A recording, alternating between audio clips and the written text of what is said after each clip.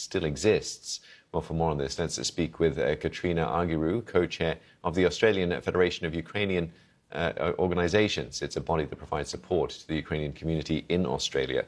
Kateryna, thanks for joining me today. What's the key thing to understand about the work that your organization does for Ukrainians?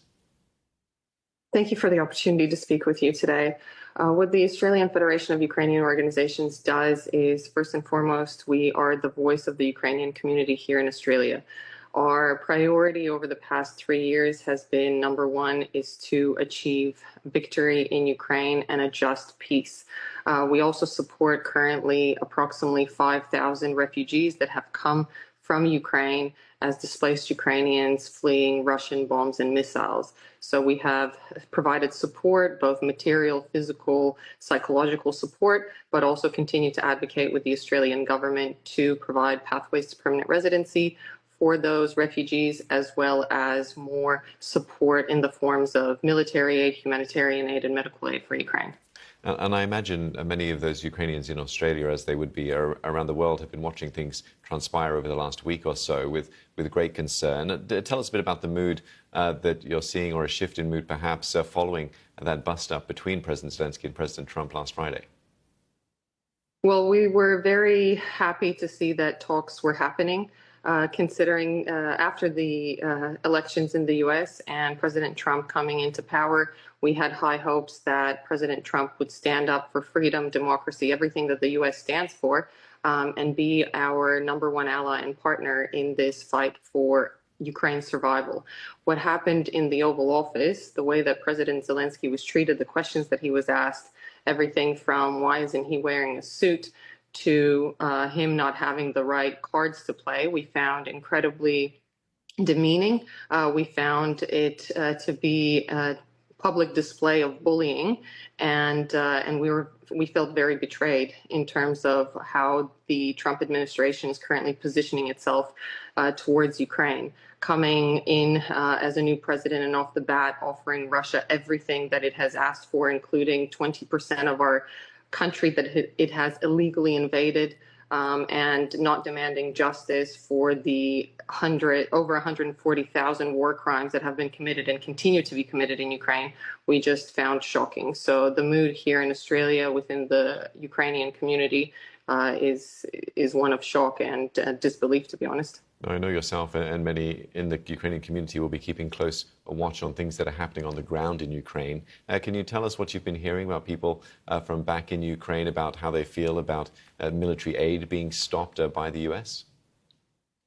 Yeah, well, I've heard a lot of conversations from my family. My entire family is back home in Ukraine. I have family members that are currently on the front line and have been for the past 3 years.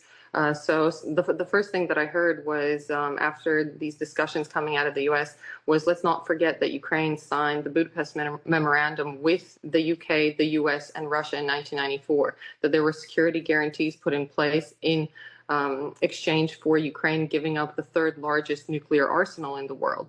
So that is first, that it's very unjust in terms of how the U.S. is leading these negotiations. Then President Trump and his administration are speaking about a potential ceasefire. Let's not forget that Russia has violated 25 ceasefires in Ukraine, and some of them under President Trump's previous administration.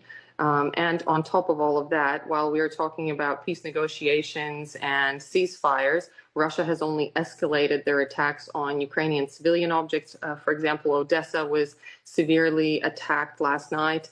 I have my cousin that's currently on the front line. He's an ambulance driver evacuating the wounded. He's been there since the very first days of the full-scale invasion. He said, I've seen it all on the front line. I've seen it all at war, but I have never seen such intense attacks and fighting as we have over the past couple of weeks. So while global headlines are focused on military aid being stopped, Ukraine desperately needs it and relies on it for survival. When we talk about intelligence sharing being stopped by the U.S., that means my family is in more danger because Ukraine cannot identify where the missiles are flying from and what type of danger is imminent. So that leads to more casualties, more death, and more destruction in Ukraine, unfortunately. Yeah, Kateryna, it's quite a harrowing account as you've laid it out for us. Just very quickly, is there room for optimism at all with what you're seeing from European countries looking to step up and fill the void from the US?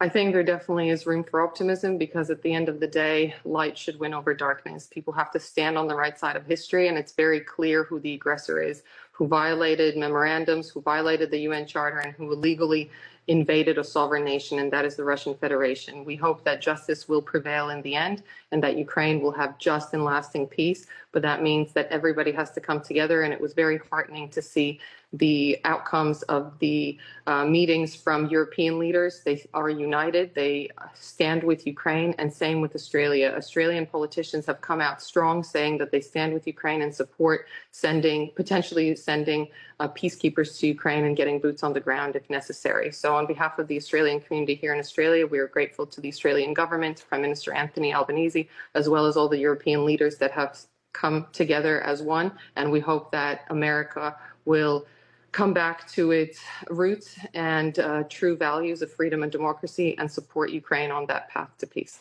Kateryna, thanks very much for your time. Really appreciate you speaking with me. Kateryna Argyrou, co-chair of the Australian Federation of Ukrainian Organizations.